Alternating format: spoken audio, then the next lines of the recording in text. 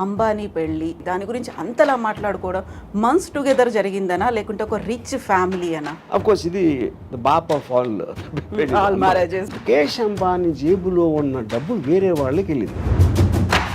లేకపోతే ఆయన మళ్ళీ బిజినెస్లో పెట్టో ఏదో రియల్ ఎస్టేట్ ప్రాపర్టీ ఉన్నా లేకపోతే అంత ఖర్చు పెట్టే బదులు స్కూల్స్ కట్టించవచ్చు లేకుంటే రోడ్స్ ఇవ్వచ్చు. తన డబ్బు కదా, తన ఇష్టం అది. సహారా సుబ్రతోరా ఇద్దరు కొడుకుల పెళ్ళిళ్ళు చాలా లావిష్గా చేశారు, ఎక్కువ ఖర్చు పెట్టారు. చివరికి ఆయన చనిపోయిన తర్వాత ఆ ఇద్దరు రాలేదు అనేటువంటి వార్తలు కూడా వచ్చాయి. He spent a lot of money, అంటే that is the greatest event అని తను ఫీల్ అయ్యాడు. వాళ్ళు ఒక 6 నెలల్లో విడిపోయారు. హ్యాపీలీ మ్యారీడ్ అనే బదులు హ్యాపీలీ డైవోర్స్. అంటే డివోర్స్ని సెలబ్రేట్ చేసుకోవాలి, పెళ్లి కాదు.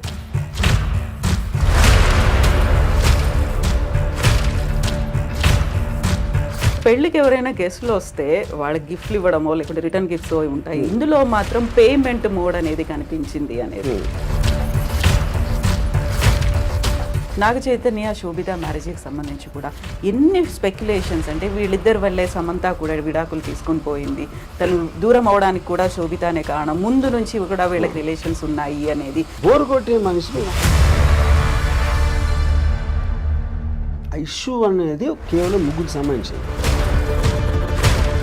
నాగార్జున గారు మీకు చాలా క్లోజ్, పెళ్ళికి పిలిచారనుకోండి వెళ్తారా? పెళ్ళిళ్ళకి చావులకి ఎప్పుడు వెళ్ళాం. స్ట్రాంగ్ స్టేట్మెంట్ కదా. అది నా ఫీలింగ్. శ్రీదేవి గారి మీద ఏదైనా బయోగ్రఫీ తీయాలి అంటే want her to. What if end stage Ramu garu ఎలా ఉండాలనుకుంటున్నారు, ఏం జరగాలి, ఎలా ఉంటే బాగుంటుందని? I see the most least painful death ఏంటనేది మీరే చచ్చిపోతాను అంటే.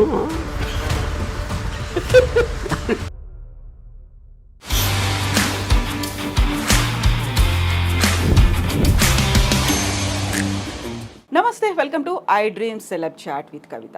ఈ మధ్య ప్రముఖుల ఇళ్లలో జరుగుతున్నటువంటి పెళ్లిళ్ళ గురించి ఎందుకని అంతలా మాట్లాడుకుంటున్నారు? వార్తల కంటే కూడా ఎక్కువగా భిన్నాభిప్రాయాలు ఎందుకని వ్యక్తం అవుతున్నాయి? అసలు పెళ్లిళ్ళ గురించి మాట్లాడుకోవాల్సినటువంటి అవసరం ఏముంది? మనతో పాటుగా ఉన్నారు ఆర్జీవి.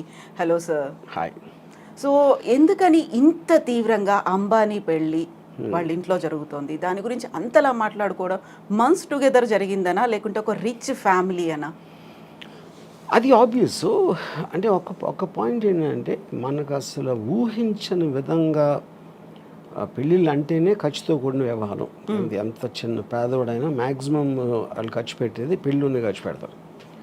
ఇప్పుడు దాన్ని ఊహించడానికి వీలు లేకుండా అంత అంటే 5,000 కోట్లు అయిపోయింది అంటే ఆటోమేటిక్గా that will come one under the vulgar display of wealth అని ఒక వర్డ్ ఉండేది. ఇది ఎప్పుడంటే ఆల్మోస్ట్ ఒక 25 years బ్యాక్ భరత్ షా అని ఒక చాలా పెద్ద ఫైనాన్షియల్, ఆయన నాకు సత్య జంగల్ అని నాకు ఫండ్ చేశారు ఆయన. ఆయన ఇంట్లో 25 years బ్యాక్ 25 కోట్లు ఖర్చు పెట్టారు ఆయన కొడుకు పెళ్ళికి. యూనో ఇప్పుడు చాలామంది అప్పుడు పేపర్లో కూడా రాసేవారు, ఏంటి అసలు ఏమనుకుంటున్నారు పెళ్ళికి ఎంత ఖర్చు పెట్టడం అంటే. ఎలా ఉంటుందంటే మీ పేదరికాన్ని ఎత్తి చూపినట్టు ఉంటుంది. మీకు మామూలుగా ఆయనకి ఎన్ని లక్షల కోట్లు బిజినెస్లు ఉన్నాయా లేకపోతే టర్న్ ఓవర్ ఉందా అనేది ఎవరికి అర్థం కాదు. రిలయన్స్ అంటున్నా, జియో, ఇది ఆయన ముఖేష్ అంబానీ గారు ఉన్న బిజినెస్ ఆస్పెక్ట్ ఏవైతే ఉన్నాయో దానికి సంబంధించిన టర్న్ ఓవరు, ఆ స్టాక్ మార్కెట్లో వాల్యూ ఏంటి, ఆయన రిచెస్ట్ మ్యానా అనేది ఎవరికి అర్థం కాదు. అది that's two high the figures. పెళ్ళికి ఎంత ఖర్చు పెడుతున్నారు అనేది అప్పుడు మనం కూడా పెళ్లి చేస్తాం. మనం బిజినెస్ నడపట్లేదు కదా, మనకు తెలియదు, మన కంపారిజన్ ఉండదు. మన ఇంట్లో పెళ్లి జరుగుతుంది, అమ్మాయి ఇంట్లో పెళ్లి జరుగుతుంది, దానికి దీనికి డిఫరెన్స్ అంటే మీరు అత్యంత పేదవాడిగా అనిపిస్తారు మీకు. ఎందుకంటే కంపారిజన్ ఆస్పెక్ట్లో అది more than anything else. So నేను చూసిన 3 అంటే భరత్ షా కొడుకు పెళ్ళి ఒకటి, దాని తర్వాత ఒక 10 years, దాని తర్వాత అయ్యాక సుబ్రతోరాయ్ సారా శ్రీ ఇంట్లో పెళ్ళింది. అఫ్ కోర్స్ ఇది ద బాప్ ఆఫ్ ఆల్ మ్యారేజెస్. అప్పుడు కూడా విచిత్రంగా ఏం చెప్పేవారు అంటే, ఇప్పుడు నాకు తెలిసిన ఒక ఆవిడ, షీ మేక్స్ క్యాండిల్స్. సో సారాశ్రీ పెళ్ళి విషయంలో 3 కోట్లు తన ఒక్క బిల్లు వచ్చింది. క్యాండిల్స్ కూడా తను ఒక్కదే చేయాల, చాలామంది చేశారు. అంటే అది 7-8 రోజులు అలా అయింది పెళ్ళి. అది క్యాండిల్స్కి 3 కోట్లు అంటే అసలు మనకి ఎక్కడున్నాం ఎక్కడున్నాం మనం కూడా కాదు, ఎక్కడా లేవు. అది నా పాయింట్. సో ఇప్పుడు ఏంటంటే వల్గర్ డిస్ప్లే ఆఫ్ వెల్త్ అనేది ఆ టర్మ్ ఎప్పటి నుంచో ఉంది. It's not a new term. అంటే మీరు నా దగ్గర నీకన్నా చాలా ఎక్కువ ఉందని చూపించటానికి ఒక సందర్భం క్రియేట్ చేసి, లేకపోతే మీరు ఏదో పేరెంటర్ కానీ మీరు రోజు వెళ్ళి ముఖేష్ అంబానీ ఇంట్లో కూర్చోరు, ఆయన ఏం చేస్తున్నాడో తెలియదు. ఆయన పెళ్లి చేస్తున్నాడు కాబట్టి ఇమేజెస్ బయటకు వస్తాయి, దానికి సంబంధించిన వార్తలు అన్నీ. ఇప్పుడు కానీ దీంట్లో ఎవరికి అర్థం కాదు ఏంటంటే, దీంట్లో ఒకవైపు నుంచి అన్ని కోట్లు ఖర్చు పెట్టి ఇంత పేద దేశంలో ఇంతమంది తినటానికి తిండి లేదు, ఇంతమందికి అసలు ఇల్లు లేదు ఉండటానికి, మెజారిటీ వాళ్ళు అలా ఉన్నప్పుడు పెళ్లి కోసం 5,000 కోట్లు ఖర్చు పెడతారా అనేది ఒకటి రావచ్చు. సేమ్ థింగ్ భరత్ భాయ్ అప్పుడు కూడా వచ్చింది. అప్పుడు భరత్ భాయ్ నాకు చాలా ఇంట్రెస్టింగ్ ఇది చెప్పారు. ఫస్ట్ టైం నాకు డబ్బు అనేది ఏంటని అప్పుడు అర్థమైంది నాకు. తను ఏమన్నారంటే, ఖర్చు పెట్టడం అంటే ఏంటి అసలు అర్థం? ఖర్చు పెట్టడం అంటే నా దగ్గర ఉన్న డబ్బు నా కొడుకు పెళ్లి సందర్భంగా ఆనందంతో నేను వేరే వాళ్ళకి ఇచ్చేస్తున్నా, అది దానం కిందకు వస్తుంది అన్నాడు. దుబారా ఖర్చు కాదు. ఎందుకంటే అదే 25 కోట్లు నేను ఒక ల్యాండ్ కొనుక్కుంటే ఎవరికి ప్రాబ్లం లేదు, ఆ ల్యాండ్ వాల్యూ 1000 కోట్లు అవ్వచ్చు 25 ఏళ్ళకి. కానీ అప్పుడున్న 25 కోట్లు నేను వేరే వాళ్ళకి ఇచ్చిన ఎవరికి ఇస్తారు? ఖర్చు అంటే ఏంటి అసలు మీనింగ్? వర్కర్స్కి ఏదో ఆభరణాలు చేశారు, ఏదో చేశారు, గెస్ట్లను పిలిచారు, తిండి పెట్టారు, ఇది చేశారు, ఇలాంటివి అన్నీ కలిపే కదా. అంటే ముఖేష్ అంబానీ జేబులో ఉన్న డబ్బు వేరే వాళ్ళకి వెళ్ళింది. అంటే అది యాక్చువల్గా మెచ్చుకోవాల్సిన విషయం ఇన్ వే. లేకపోతే ఆయన మళ్ళీ బిజినెస్లో పెట్టో ఏదో రియల్ ఎస్టేట్ ప్రాపర్టీ కొనో లేకపోతే ఏదో కొని ఇంకా ఎక్కువ అవుతుంది అంతే. అందుకని సర్క్యులేట్ అవుతుంది అది యాక్చువల్గా that is the whole point. So ఇప్పుడు డబ్బులు ఎప్పుడు పోవు, ఒక్క జేబు నుంచి ఇంకో జేబుకి మారుతాయి. ఒక చిన్న ఎగ్జాంపుల్, చాలామంది చిన్న ప్రొడ్యూసర్లు వచ్చి లేకపోతే ప్రొడ్యూసర్ ఎంత డబ్బులు పోగొట్టుకుంటారు అని అనుకుంటారు. ఎంత పోగొట్టుకుంటారంటే గాల్లో వెళ్ళిపోలేదు కదా, ఏం కాలిపోలేదు, వేరే జేబులోకి వెళ్ళి అతని దగ్గర ఉన్నాయి. అతను ఏదో ఒక విజన్తో వచ్చాడు, ఆ విజన్ కోసం పని చేయడానికి ఎంతో 100 మందికో 200 మందికో డబ్బులు ఇచ్చాడు అందరికీ. వాళ్ళందరూ పని చేశారు, ఆ విజన్ ఫెయిల్ అయింది ఒకడే, అది మిగతా వాళ్ళ దగ్గరికి వెళ్ళింది. That is what is called redistribution of wealth వస్తుంది అది concept. So coming back to the marriage, ఇది ఇప్పుడు మీరు ఒక స్పెక్టికల్ క్రియేట్ చేశారు. పెళ్ళి అంటే ఇదిరా అసలు ఏషియాలోనే ఇప్పుడు maybe I don't know the world, అంటే ఈ షేక్లీలోనే చేస్తుంటారు నాకు తెలీదు. But this must be the most expensive marriage apart from ఈ కింగ్స్ క్వీన్స్ అలాంటి దగ్గర ఉందేమో నాకు తెలియదు. మోడర్న్ హిస్టరీలో this must be the most expensive. కానీ మోస్ట్ ఎక్స్పెన్సివ్ అన్నది నేను ఇందాక ఎగ్జాంపుల్ ఇచ్చినట్టు 5,000 కోట్లు ఆయన దానం ఇచ్చాడు, అది ఆయన చేసింది. అయితే మీరు దీన్ని ఈ రకంగా దానం అన్నప్పటికీ కూడా అంత ఖర్చు పెట్టే బదులు స్కూల్స్ కట్టించవచ్చు, లేకుంటే రోడ్స్ ఇవ్వచ్చు, లేకుంటే విలేజ్ డెవలప్మెంట్ అదే నా point. Every one has their own way of doing that, you know. వాళ్ళ దాంట్లో ఇప్పుడు దానం అనేది ఒకే రకంగా చేయాలని లేదు కదా. మనం అనుకునే స్కూల్ కట్టించారా, టెంపుల్ కట్టించారా, లేకపోతే ఎవరో వికలాంగులకి ఏదైనా ఇచ్చారా అనేది అవి కూడా అది అంటే. కానీ తన ఉద్దేశం నా పాయింట్, తన డబ్బు వేరే దగ్గరికి వెళ్ళింది అనేది పాయింట్. కానీ ఏ విధంగా వెళ్ళింది అనేది ఎవరు చెప్పగలుగుతారు? ఏ విధంగా వెళ్ళాలి అని మీరు నిర్ధారించలేరు కదా. తన డబ్బు కదా, తన ఇష్టం అది. ఇప్పుడు మీరు చెప్పిన ఒక ఎగ్జాంపుల్లో సహారా, సుబ్రతోరా 2 కొడుకుల పెళ్ళిళ్ళు చాలా లావిష్గా చేశారు, ఎక్కువ ఖర్చు పెట్టారు. చివరికి ఆయన చనిపోయిన తర్వాత ఆ 2 రాలేదు అనేటువంటి వార్తలు కూడా వచ్చాయి. ఇది ఇప్పుడు ఇక్కడ ఈ ఆస్పెక్ట్లో ఒకటి చెప్తాను నేను. పెళ్ళి అనేది ఒక ఈవెంట్, ఒక ఫెస్టివల్ లాంటిది. దట్ చాలాసార్లు మీరు 3 రోజులు పెళ్ళిళ్ళు చేసుకుని సంగీతం ఇది అది అని మేము మామూలు వాళ్ళు చెప్తున్నాం.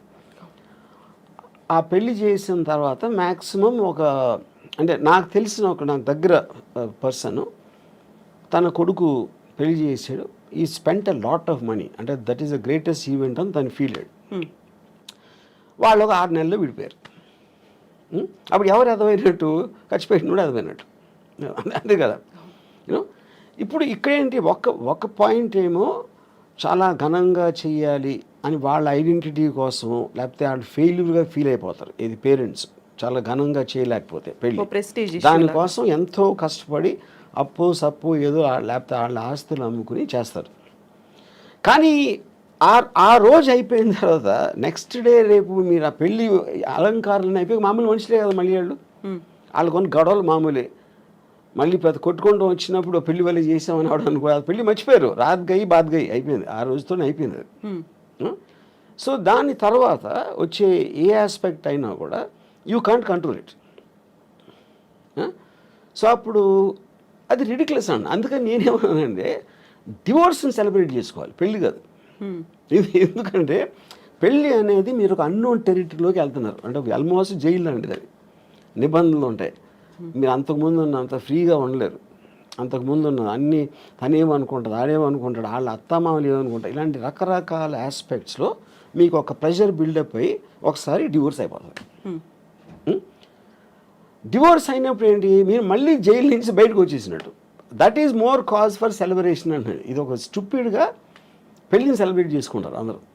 పెళ్ళి అనేది చాలా అంటే అవునా కాదా, పాము కాటేస్తుందా ఇదా అని అంత టెన్షన్తో వెళ్ళాలి, కానీ దాన్ని సెలబ్రేట్ చేసే అంత ఎస్పెక్ట్ లేదు. ఎస్పెషలీ మీరు డివోర్స్ రేట్ ఇంత పెరిగిపోతున్న రోజుల్లో ఆల్మోస్ట్ 60-70% వెళ్తుందని మొన్న ఎవరు చెప్పారు నాకు. So which means the institution it self is failing. అలాంటి సందర్భంలో మీరు అదొక పెద్ద మీ జీవితంలో జరిగిన ఘనకార్యం లాగా ఫీల్ అయిపోయి పెళ్లి చేసుకుంటాం అనేది నా దృష్టిలో చాలా స్టూపిడ్. అది ఇలా ఇంత ఇదిగా ఈ మధ్య కాలంలో అలాంటి ట్రెండ్ కూడా కనిపిస్తుంది. హ్యాపీలీ మ్యారీడ్ అనే బదులు హ్యాపీలీ డైవోర్స్. అంతే ఈ మధ్య కాలం ఎప్పుడు అంతే. ఇప్పుడు నేను నా డివోర్స్ అయ్యి ఆల్మోస్ట్ 25 years పైన. కాకుండా మీకు సంబంధించి కూడా ఒక క్వశ్చన్ వచ్చింది కదా, మీరు హ్యాపీగా మ్యారేజ్ చేసుకున్నారు, 25 yearsకి పెళ్లి చేసుకున్నారు, ఆ టైంలో అనుభవించాల్సింది, ఒక ఫ్యామిలీని రన్ చేయాల్సింది అంతా చేసిన తర్వాత ఇప్పుడు డైవోర్స్ తీసుకొని ఇప్పుడు మాట్లాడడం హ్యాపీగా రన్ చేసిన ఎవరు సపోజ్ చేస్తున్నారు? See, when you're taking a decision, you don't know the result. నేను సినిమా తీసినప్పుడు అది ఫ్లాప్ అవుతుందా నాకు తెలియదు కదా. సినిమా తీసినప్పుడు బాగుంటుందా అనుకునే తీస్తా, అది ఫ్లాప్ ఎప్పుడు అవుతుంది, రిలీజ్ అయ్యాక. సో పెళ్ళి బాగుంటుందని పెళ్ళికి ముందు అనుకుంటాం, పెళ్ళి ఫ్లాప్ అయిన తర్వాత ఇంకా పెళ్ళి హ్యాపీగా ఉంటుంది. బట్ అందరి ఎక్స్పీరియన్సెస్ ఒకలా ఉండవు కదా. ఒకలా ఉండవు. Of course that I'm not generalising this, but the amount of people, number of people in today's times especially, అప్పుడు లేదని కాదు, అప్పుడు ఉంది, డివోర్స్ అనేది కొత్తది ఏమి కాదు. It is rising much more, which basically for the reasons maybe the women, అంటే ప్రతి మనిషి ఒక ఇండిపెండెన్స్ కోరుకుంటాడు. ఇంకొకళ్ళ కోసం వాళ్ళ కోరికలు కానీ వాళ్ళు చేయాలనుకుంటున్నాయి జడ్జిమెంటల్గా అవ్వటానికి ఎవరు ఇష్టపడరు. మ్యారేజ్లో అది కంపల్సరీ అయిపోతుంది. నా భార్య ఎలా ఉండాలి, నా భర్త ఎలా ఉండాలి, ఎందుకు నన్ను సినిమాకి తీసుకెళ్ళట్లేదు, ఎందుకు అది కాన్స్టెంట్గా ఒక పర్సన్ మీద మీ హ్యాపీనెస్ని వదులుతున్నారు మీరు. ఆ ప్రెషర్ తట్టుకోలేక it will lead to the divorce finally, which will be the most common reason, incompatibility. Divorce అనేది అరేంజ్డ్ మ్యారేజ్లో కనిపిస్తుందా, లవ్ మ్యారేజ్లో? లవ్ మ్యారేజ్లో ఎక్కువ అవటం ఛాన్స్ ఉంది డివోర్స్. దానికి కారణం ఏంటంటే లవ్లో ఎక్స్పెక్టేషన్స్ ఎక్కువ ఉంటాయి. ఇప్పుడు పెళ్ళికి ముందు నువ్వు లేకపోతే నేను బతకలేను, నువ్వే నా జీవితం, ఇలాంటి డైలాగ్స్ అన్నీ వాడతాడు. అది నిజంగా అతను ఫీల్ అవ్వచ్చు కూడా ఆ టైంలో, బట్ తర్వాత ఇంటెన్సిటీని మీరు కంటిన్యూ చేయటం అనేది చాలా ప్రాబ్లం అవుతుంది అదే డిగ్రీలో. So you start taking each other అనే గ్రాంటెడ్ లెవెల్లో. అప్పుడు అమ్మాయి విల్ ఫీల్ బిట్రేడ్, అప్పుడు అలా అన్నాడు ఇప్పుడు ఇలా చేస్తున్నాడు అనేది. Similar it can be the reverse. What ever అమ్మాయి అప్పుడేముంది ఏంటి, what ever it is, Now that is a separate topic. So ఆ టర్మ్స్లో మ్యారేజ్ అనేది బ్రేక్ అవ్వటానికి ఎక్కువ ఛాన్సెస్ ఉందని మనకు అర్థమైనప్పుడు, more than majority of the కేసెస్లో, అప్పుడు పెళ్ళి అనే ఇన్స్టిట్యూషన్ ఇంత పెద్ద సీన్ చేయటం అనేది నాకు నా ఆనెస్ట్ ఫీలింగ్ ఏంటంటే, ఇప్పుడు అంటే Ambani is an exceptionally rich person, and దాన్ని మనం we cannot do it as a bench mark for otherwise marriages. నా పర్సనల్ ఫీలింగ్లో పెళ్ళికైన ఖర్చు మొత్తం కూడా వీళ్ళకి ఇచ్చేయాలి. ఎవరైతే పెళ్లి చేసుకుంటున్నారో whatever they can raise, వాళ్ళు దాంతో వ్యాపారం చేసుకుంటారా, అనుభవిస్తారా, హాలిడేకి వెళ్తారా, అది వాళ్ళు ఖర్చు పెట్టాలి. కానీ అడ్డదడ్డంగా లేనిపోవడం అందరు పెట్టి వాళ్ళకి భోజనాలు పెట్టేసి అది చేసి డెకరేషన్లు చేసి వేరే వాళ్ళ మీద వేస్ట్ చేయటం అనేది I feel it's a mistake. ఇప్పుడు అంబానీలు అనంత్ అంబానీ పెళ్ళైన తర్వాత బోల్డ్ అంతమంది ఫారెన్ సెలబ్రిటీస్ సింగర్స్ వాళ్ళందరికి వచ్చారు. అక్కడ ఒక కండిషన్ పెట్టారు, మన ఇండియన్ అటైర్, ఇండియన్ ట్రెడిషనల్ డ్రెస్లో కనిపించాలని. సో దట్ వీళ్ళు అంబానీ ఫ్యామిలీ అంతా మన ట్రెడిషన్ని, మన కల్చర్ని విశ్వవ్యాప్తం చేస్తున్నారు, అందరికీ మన విలువను గొప్పదనాన్ని చెప్తున్నారు అనేటువంటి ఒక కాన్సెప్ట్ కూడా కనిపించింది అక్కడ. అలా వాదించే వాళ్ళకి ఏం చెప్తారు? అంటే ఇప్పుడు అది మీకున్న పవర్ మీరు ఎగ్జిబిట్ చేస్తున్నారు. మా దానికి రావంటే మీరు ఏ ఫెస్టివల్కి పిలిచినా ఎక్కడ పిలిచినా always they will call about attire. ఎలాంటి డ్రెస్ చేసుకుని రావాలి, దాని పర్టికులర్ దానికి సూట్ అవ్వడానికి. అంటే ఇప్పుడు జస్టిన్ బీబర్ని లేకపోతే ఎవరినో ఇండియన్ అటైర్ చేస్తే అది అయిపోయిందా? అది it's a part of the payment process. మీకు ఎంత డబ్బు ఇస్తాం, మా దగ్గరకు వచ్చి ఇది చేయాలి, ఈ బట్టలు వేసుకోవాలి, ఇలాంటివి చెప్తే చేస్తారు. Which is the reason they are hide for. Like film actor, ఒక యాక్టర్ యాక్ట్ చేసిన మాత్రాన అదే అతని క్యారెక్టర్ అవ్వడు కదా. So I think it is just ఏంటి ఏదో చెప్పుకోవటానికి అది ఉంటుంది. మీరు అలా చేసుకుని రివర్స్ చూస్తే ఇండియన్ అటైర్ అంత ఎక్కువ అంటే సెలబ్రిటీలు ఎవరు ఇండియన్ అటైర్ వేసుకుంటారు అసలు? వాళ్ళు మొత్తం యూత్ అంతా ఎవరు ఫాలో అవుతున్నారు? వెస్ట్రన్ ఫ్యాషన్ ఫాలో అవుతారు. అవును, ఇండియన్ అటైర్ వేసుకుంటారా? So that doesn't become a bench mark, that doesn't become a ఒక రోల్ మోడల్ అవ్వటానికి ఛాన్స్ లేదు. సో పెళ్ళికి ఎవరైనా గెస్ట్లు వస్తే వాళ్ళకి గిఫ్ట్లు ఇవ్వడమో లేకుంటే రిటర్న్ గిఫ్ట్స్ ఉంటాయి. ఇందులో మాత్రం పేమెంట్ మోడ్ అనేది కనిపించింది అనేది. సో 1000 కోట్లు దీనికోసం కూడా ఖర్చు పెట్టారు. ఊరికే రాలేదా గెస్ట్లు అందరూ అంటే నాకు అర్థం కదా, ఎలాబరేట్ చేయండి. సో ఇప్పుడు మీరు అన్న జస్టిన్ బీబర్ కావచ్చు, లేకుంటే బాలీవుడ్ సెలబ్రిటీస్ కావచ్చు, ఎవరికైనా కానీ వీళ్ళే డబ్బులు ఇచ్చారు. అంటే that is a very usual thing. అది నాట్ అబౌట్ అంబానీస్ మ్యారేజ్. మీరు ఏ పెళ్ళిళ్ళకి, బర్త్డే పార్టీలకి లేకపోతే ఈవెంట్స్కి మీరు సెలబ్రిటీని పిలిచినప్పుడు you will have to pay money. అది బిజినెస్సే కదా. For example Sunny Leone charges 25 lakhs to ఒక బర్త్డే పార్టీకి అటెండ్ అవడానికి తను 25 lakhs తీసుకుంటుంది. వాడేం చెప్తాడు, నా బర్త్డేకి సన్నీ లియోన్ వచ్చిందని చెప్పుకోవటానికి కడుతున్నాడు. లేకపోతే వేరే వాళ్ళకి ఎందుకు ఇస్తాడు? సో సెలబ్రిటీ స్టేటస్ని మీ పరపతిని పెంచుకోవడానికి మీరు బయట ప్రగల్భాలు చెప్పుకోవడానికి డబ్బులు కట్టాల్సి వస్తుంది కదా. మార్కెటింగ్ మీ దగ్గర ఉన్నాయి. ఇప్పుడు 5,000 కోట్లు చాలా ఎక్కువ డబ్బు అనిపిస్తుంది, కానీ 50 లక్షల కోట్లు ఉంటే 5,000 ఏంటి చిల్లర అది. అప్పుడు వాళ్ళ తాహతు బట్టి ఖర్చు పెడతారు. ఇప్పుడు మామూలు చాలా మందికి తాహతు ఉండకపోవచ్చు, అలా అప్పులు చేసి ఖర్చు పెడతారు. ఎందుకు ఖర్చు పెడతారు? అది లేకపోతే సమాజం సరిగ్గా చూడదేమో, మా పిల్లలేమో అసలు నా పెళ్ళి కూడా చేయలేకపోయేవా అని అంటారని ఆ ప్రెషర్ తోటి ఖర్చు పెడతారు. ఆర్జీవి గారికి ఇన్విటేషన్ వచ్చిందా? అమ్మాని దానిక రాలేదు. నేను అసలు నాకు ఏ పెళ్ళికి నాకు ఇన్విటేషన్ రాదు, ఎందుకంటే నేను అసలు పెళ్ళికి వెళ్ళాలని అందరికీ తెలుసు. బట్ గతంలో ఒక ఇంటర్వ్యూ చూసాను, అంబానీలు అంటే ఆ గౌరవం, వాళ్ళ లైఫ్ స్టైల్ కావచ్చు, లేకుంటే వాళ్ళు మార్కెట్ చేసే పద్ధతి, వాళ్ళు ఎంప్లాయ్మెంట్ ఇవ్వడము అనేది. సో అదే ఆరాధన అదే కంటిన్యూ అవుతుందా ఇప్పటికి కూడా? ఏది ఎవరికి? ఆర్జీవి గారికి. అంబానీ అంటే ఎనీబడి హూ సక్సెస్ఫుల్ నేను ఆరాధిస్తానండి. అంటే ఏ ఫీల్డ్ అయినా సరే, including whatever Ambani does, you know. సో నేను చాలాసార్లు చెప్పింది ఏంటంటే, డబ్బులు సంపాదించినోడు is a better person than డబ్బు లేనోడు కన్నా. అంతేగాని పేదవాళ్ళు అని నేను అనుకోను. పేదవాళ్ళు failures, rich people successful people. Any దాంట్లో సక్సెస్ అయినప్పుడు వాళ్ళని we have to look at them from a low angle. Same thing continue అవుతుంది. సో ఇప్పుడు పెళ్ళి, ఆ తర్వాత విడాకులు, వీటన్నిటి గురించి మాట్లాడుకున్నప్పుడు గతంలో మీరు ఒక ట్వీట్ చేశారు, రీమ్యారేజ్కి సంబంధించి. ఒకసారి బయటపడ్డ తర్వాత మళ్ళీ దాన్ని సెలబ్రేట్ చేసుకోకుండా ఎందుకు పెళ్లి చేసుకొని అవసరం వచ్చింది, బుద్ధి లేదా అన్నట్టుగా మీరు ప్రశ్నించారు.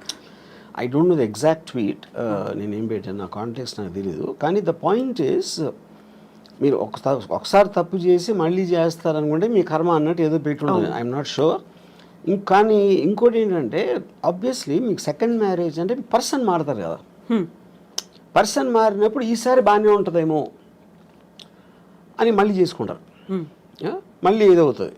ఎందుకంటే problem is not with the person, అది ఇన్స్టిట్యూషన్లో ప్రాబ్లం ఉంది. అది ఇద్దరిని కలిపి ఒక చోట ఉండాలి, కొన్ని నిబంధనలను, భార్యాభర్తలు కాబట్టి ఇలా ఉండాలి అనే నిబంధనల నుంచి వచ్చిన సిస్టంలో ప్రాబ్లం ఉంది. It is not the people. So వ్యవస్థలో ప్రాబ్లం ఉందా? పెట్టేటువంటి వ్యవస్థలో, ఓన్లీ వ్యవస్థ. పెడుతున్న marriage institution is itself fundamentally flawed. So ముహూర్తాల బలం, ముహూర్తాల్లో కూడా ప్రాబ్లం ఉంది కాబట్టి అని సరికొత్త వాదన ఈ మధ్య కాలంలో వస్తుంది. సో వాళ్ళ రాశులు జన్మ అంటే ఇప్పుడు నక్షత్రాలు. అది ముహూర్తాలు నమ్మటం అనేది ఇట్స్ సూపర్స్టిషన్ ఆస్పెక్ట్ అది. So there is no scientific backing to it. So అప్పుడు దేవుని నమ్మటం, మూఢనమ్మకాలు నమ్మటం, ముహూర్తాలు నమ్మటం అవన్నీ కూడా ఒకే కేటగిరీలో వస్తాయి. That depends on person to person. Yeah. So ఇప్పుడు సరికొత్తగా నాగ చైతన్య అండ్ శోభితాకి సంబంధించి ఎంగేజ్మెంట్ తర్వాత వస్తున్నటువంటి ఆస్ట్రాలజర్స్ వీడియోలు అవి పెడుతున్నారు. మళ్ళీ వీడు విడాకులు తీసుకుంటారు, అప్పుడు సమంతతో ఏమైందో ఇప్పుడు అదే అవుతోంది. ఇలాంటి వాటన్నిటిని ఎలా చూస్తారు మీరు? నేను అదే చెప్తున్నా. ఇప్పుడు ప్రతి ఒక్కరికి టూ బిట్ ఆఫ్ ఫేమ్ కావాలి. సెలబ్రిటీస్ గురించి వాళ్ళు చేస్తున్న దాని గురించి మాట్లాడితే మనకి వ్యూస్ వస్తాయి. ఇప్పుడు ఇలా మీడియాలో మీరు క్వశ్చన్ ఎందుకు అడుగుతున్నారు, అలాంటి టాపిక్ అతను లేపాడు కాబట్టి, అతను అది లేపాడు కాబట్టి మీరు అడుగుతున్నా, అది తనకు కావాల్సింది కూడా అదే. ఇప్పుడు దీంట్లో ముహూర్తాల ఇది ఏదైనా అవుతుందా అవ్వదా అనే దాంట్లో విన్నోళ్ళు కొంతమంది నమ్ముతారు, కొంతమంది నమ్మరు, కొంతమంది ఎంటర్టైన్గా తీసుకుంటారు. సో మన లైఫ్లో ఏం చేసినా అదే finally it comes to entertainment. Yeah. So ఇప్పుడు సెలబ్రిటీల ఇళ్లలో పెళ్ళిళ్ళు అవుతున్నాయి అనుకుంటే ఎందుకని దాని గురించి అంత మాట్లాడుకునే పరిస్థితి వస్తుందంటారు? Because their celebrity. అంతకన్నా సింపుల్ ఆన్సర్ ఏముంది? మా పక్కింటి వాళ్ళ గురించి చెప్తే ఎవరికి ఉండదు కదా. ఎవరో ఒక స్టారు, ఒక పొలిటికల్ పర్సను, ఏదో ఒక విధంగా చాలామందికి తెలిసిన మనిషి గురించి మాట్లాడితేనే ఎంటర్టైన్మెంట్ వస్తుంది. వేరే వాళ్ళతో రాదని కాదు, అది లిమిటెడ్ సర్కిల్లో ఉంటుంది. అది వైడర్ సర్కిల్ కావాలంటే you always have to target A celebrity. So పెళ్లి వ్యవస్థకు సంబంధించి అవుతున్నటువంటి లోపం, ఎక్కడ లోపం ఉంది అంటే వ్యవస్థలోనే లోపం ఉంది. ఎలా ఉండాలంటారు? నేను అదే చెప్తున్నాను. వ్యవస్థలో ఉందంటే మనకున్న ఇండిపెండెన్స్, మనకున్న మైండ్ సెట్లో ఇద్దరిని కలిపి ఒక చోట ఉంచటం, అది పెళ్ళి అనే పేరుతోటి వాళ్ళని బంధించడం అనేది that is where the problem comes. ఇప్పుడు ఒక ప్రాబ్లం ఏమొస్తుంది, ఇప్పుడు హస్బెండ్ ఉన్నాడు అనుకోండి, హీ నోస్ హిజ్ రిలేటివ్స్, ఆ పేరెంట్స్ అవ్వచ్చు, తన సిస్టరు, వీళ్ళు ఇంట్లో చేసే పని వాళ్ళు ఉంటారు, అందరూ కూడా ఇప్పటి నుంచో తెలుసు. కొత్తగా వచ్చిన అమ్మాయికి వాళ్ళు తెలియదు. అప్పుడు వీడికి వాళ్ళ మీద ఉన్న అభిప్రాయాలు సేమ్ అభిప్రాయాలు అమ్మాయికి రాకపోవచ్చు, which is one of the big reasons why the daughter in law versus the family ఎందుకు ఉంటుంది అంటే అదొక point. And it is naturally understandable. అది నేను గబుక్కుని మిమ్మల్ని కలిస్తే మీ మీద నాకున్న అభిప్రాయానికి, మిమ్మల్ని మీ గురించి ఎప్పటి నుంచో తెలిసిన వాళ్ళకి అభిప్రాయానికి ఎలా సింక్ కుదురుతుంది? అప్పుడు ఎక్స్పెక్ట్ చేయటం తప్పది. సో ఇది ఒక ఎగ్జాంపుల్ చెప్తాను. రెండో ఎగ్జాంపుల్, ఇప్పుడు నాకు తెలిసిన ఒక అమ్మాయి, she wanted to get divorce. ఏంటి ప్రాబ్లం అంటే, I find him very boring, which is a good enough reason. Bore కొట్టే మనిషి, మీరు మామూలుగా నేను బోర్ కొడితే మీరు వెళ్ళిపోతారు, కాసేపు హలోని మాట్లాడి వెళ్ళిపోతారు, నేను వెళ్ళిపోతాను. కలిసే ఉండాలి అంటే బోర్ కొట్టించి కొడితే ఎలా సాధ్యం అది? She might find something else more interesting, someone else more interesting. అప్పుడు మీ లైఫ్ మీకోసమే బతకాలి అని ఒక అండర్స్టాండింగ్ మీకు వచ్చినప్పుడు, ఇంకొకళ్ళ కోసం నా లైఫ్, నా టైము నేను సాక్రిఫైస్ చేయను. ఆ ఇండిపెండెన్స్లోంచి వస్తుంది ఆ బ్రేక్అవే అనేది. సో మ్యారేజ్ అనేది ఒరిజినల్గా క్రియేట్ చేసినప్పుడు, ఓకే, భర్త భార్య ఇద్దరు వాళ్ళ పిల్లలుగా అంటారు, పిల్లల్ని పెంచుతారు, చదివిస్తారు, వాళ్ళు ఏదో చేస్తారు. ఫ్యామిలీ ఆస్పెక్ట్ అనేది సొసైటీ కోసం చేసింది, ఇండివిజువల్ కోసం చేసింది కాదు. ఎప్పుడైతే ఇండివిజువల్ ఫ్రీడమ్ అనేది పెరగటం పెడితే ఇలాంటి ఇలాంటి ఇన్స్టిట్యూషన్స్ అని కనబలేకపోతాయి. సో ఈ పెళ్ళిళ్ళు అనేటువంటి వ్యవస్థ లేకుండా ఈ మధ్య కాలంలో వచ్చినటువంటి లివ్ ఇన్ రిలేషన్, దాంట్లో కూడా గొడవలు అవుతున్నాయి, దాంట్లో హ్యాపీగా విడిపోతున్నారు. కరెక్ట్. ఇప్పుడు పెళ్ళి అనేది వేరే వాళ్ళకి చెప్పడానికి, లివ్ ఇన్ రిలేషన్షిప్ అనేది వాళ్ళిద్దరికి ఉన్న పర్సనల్ ఆస్పెక్ట్. అది దట్స్ ఓన్లీ డిఫరెన్స్. యూనో, ఇక దాంట్లో లీగల్గా ఎన్ని ఇయర్స్ ఉంటే అది వ్యాలిడ్ ఉంటుంది, ఇది అది అని. కొట్టుకుంటాం అనేది ఎలా జరుగుతుంది? మీరు అసలు ఇద్దరు ఒక చోట ఉంటే కొట్టుకోకుండా ఉండలేరు. అంటే ప్రెషర్ ఆఫ్ అది ఏమంటుంది, expectation more than anything else. Yeah. So ఇలాంటి ఇష్యూస్ రాకుండా ఉండాలంటే understanding is the better way అంటారు. అడ్జస్ట్మెంట్, అండర్స్టాండింగ్ అనేది. అండర్స్టాండింగ్ అనేది ఈజీ చెప్పటం. I do not believe it's అండర్స్టాండింగ్గా ఉండాలండి. ఇప్పుడు ఫర్ ఎగ్జాంపుల్, ఎవరో కౌన్సిలరు, ఒక సైకాలజిస్ట్, భార్యాభర్తలు అన్యోన్యంగా ఉండాలి అని అన్నట్టు ఏదో అన్నారు, నేను యూట్యూబ్లో చూసాను. అండ్ ఫస్ట్ ఆఫ్ ఆల్, భార్య అనేది ఇట్స్ లేబుల్. అది రియాలిటీలో ఏంటి, భార్య అనేది స్పెసిఫిక్ పర్సన్. నా భార్య, తన భార్య, ముగ్గురిని భార్యలు అంటే అందరూ ఒకటేనా? కాదు కదా. The people are different. వాళ్ళ బిహేవియరు, యాటిట్యూడు వాళ్ళకున్న ఇండివిజువల్ ఇష్యూస్ ఇలాంటివన్నీ కేసు టు కేసు చూడాలి, కానీ అందరినీ కలిపి లేబుల్ వేసి భార్యాభర్తలు అన్యోన్యంగా ఉండాలంటే జనరలైజ్ చేయడం అనేది మీనింగ్ లేదు. మీ భార్యని బాగా చూసుకో అంటే మీరు చెప్పారనుకోండి, ఇప్పుడు నా భార్య మీ భార్య కాదు, అప్పుడు మీరు ఎలా ఇస్తారు ఆ సలహా? అది ఏమి తెలియకుండా ఇష్యూ అది, you know. So I feel the whole concept of when the entire society in advancement is going towards individual freedom. నా ఇష్టం వచ్చినట్టు నేను బతుకుతాను, నాకు హ్యాపీనెస్ వచ్చింది నేను చేస్తాను అనుకున్న ఎవ్వరూ కూడా they can't be in the relationship unless one person completely compromises. One person completely succumb అయిపోతే ఏదో అట్లీస్ట్ ఓకే అది. సో మనకున్నటువంటి ఒక పర్సన్ కంప్లీట్గా సకంబ్ అవ్వటానికి ఎందుకు సకంబ్ అవ్వాలి నేను వేరే వాళ్ళకి అన్నది కదా. మీ ఫ్రీడమ్ మీకు ఉంది, మీ ఇండిపెండెన్స్ మీకు ఉంది. పాత రోజుల్లో ఫైనాన్షియల్ ఇండిపెండెన్స్ అమ్మాయిలకి లేనప్పుడు ఇంకా చేసేది లేక దే జస్ట్ అంటే ఒక స్లేవ్స్ లాగా ఉండేవారు. నేను ఇప్పుడు రెబెల్ అయినా కూడా నాకు వేరే గతి లేదు అనుకున్నప్పుడు they will bear with whatever is there for them. Yeah. So అలాంటి పరిస్థితుల్లో అడ్జస్ట్ అయిపోయి ఇంకా బయటకు వచ్చిన నేను బతకలేను, సమాజం నన్నే అంటుంది అనేటువంటి ఒక ఒపీనియన్ కూడా ఉంది ఆ టైంలో. బట్ ఇప్పుడు మనం ఉన్నటువంటి సమాజం కావచ్చు, మన వ్యవస్థలో ఒంటరిగా ఉంటే భవిష్యత్తు ఏంటి, ఆ తర్వాత నెక్స్ట్ ఎవరు చూస్తారు? ఒక ఫ్యామిలీ అయితే పిల్లలు చూస్తారు, లేకుంటే రిలేటివ్స్ చూస్తారు, భార్య చూస్తుంది, భర్త చూస్తాడు, ఇలాంటి బోల్డ్ అని కాన్సెప్ట్స్ పెట్టుకొని అడ్జస్ట్ అవుతున్న వాళ్ళు ఉన్నారు. మన ఫ్యామిలీల కన్నా పనులు బాగా చూస్తారు, నర్సులు బాగా, ఎందుకంటే జీతం తీసుకుని వాళ్ళు పని ఏమేం కావాలని చేస్తారు. పిల్లలు బాగా చూసుకుంటారా అనేది మనకి ఎప్పుడు Badipantulu cinema black and white డేస్లో వచ్చింది, అక్కడి నుంచి కూడా లేదు, అది ఎవరు నమ్మరు. ఫస్ట్ భార్య బాగా చూసుకోవడం అనేది ఆబ్లిగేషన్ క్రియేట్ అవుతుంది. నేనే అన్నీ చూసుకుంటున్నాను, మీకు ఇన్నాళ్ళకైనా నా వాల్యూ తెలిసిందా అని నష్టపెట్టి చంపేస్తారు. అప్పుడు ఆ గిల్ట్ ఫీలింగ్ చచ్చిపోతాడు. అసలు అతనికి వచ్చిన వేరే జాబ్ అయితే ఇలాంటి ఆస్పెక్ట్లో. I'm just taking it a little jocular, but నా పాయింట్ ఏంటంటే నేను ముసలోడిని అయినప్పుడు నాకు చూసుకోవటానికి ఎవరో ఒకళ్ళు ఉంటారా అనే రీజన్ తోటి భూమి మీద ఎవడో పెళ్లి చేసుకోడు. ఆ రీజన్ తోటి ఏదో ఎప్పుడో 20, 30, 40 సంవత్సరాల తర్వాత వచ్చే ప్రాబ్లమ్ని దృష్టిలో పెట్టుకొని. ఇప్పుడు ఫ్యామిలీ అంటే ఫ్యామిలీలోనే చాలాసార్లు గొడవలు అవుతాయి, బ్రదర్స్ మధ్యన ఉంటాయి. మనం చెప్పుకొని అనిల్ అంబానీ ధీరుభాయ్ అంబానీ కొట్టుకుని చచ్చిపోయాడు. అప్పుడు ఇంక ఫ్యామిలీ ఏంటి మీనింగ్? ఫ్యామిలీలోనే అసలు మీకు మ్యాక్సిమం ప్రాబ్లమ్స్ ఉండేది ఫ్యామిలీ వల్ల, బయట ఉన్న వల్ల ఉండదు. ఫ్యామిలీ వల్ల ఎందుకు ఉంటుందంటే మీకు బాగా తెలుసు అక్కడి నుంచి బిట్రేలు వస్తే మీరు తట్టుకోలేరు, దాని నుంచి ఈ పక్కన మా మదర్ వీళ్ళందరూ సర్ది చెప్పడానికి మొత్తం అన్నీ జరుగుతాయి. అందరు ఫ్యామిలీస్ ఉంటాయి కదా. ఫ్యామిలీ డిస్ప్యూట్స్, ఫ్యామిలీ కోర్ట్స్లో ఉన్నంత రష్ ఎక్కడ ఉండదు. యా. సో ఫ్యామిలీ మీ ప్రాబ్లమ్స్ క్రియేట్ చేస్తుంది అనుకుంటాం కన్నా బుద్ధి తక్కువ పని ఉండదు.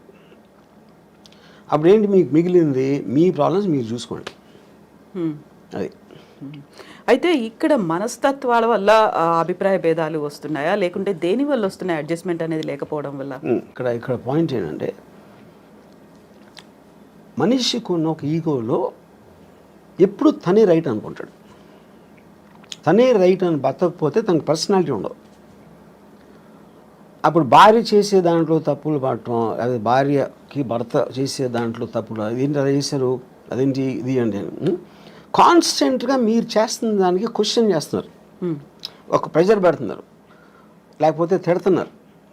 ఇలాంటివి చేస్తున్నప్పుడు ఆటోమేటిక్గా you want to break away from that kind of any kind of A force.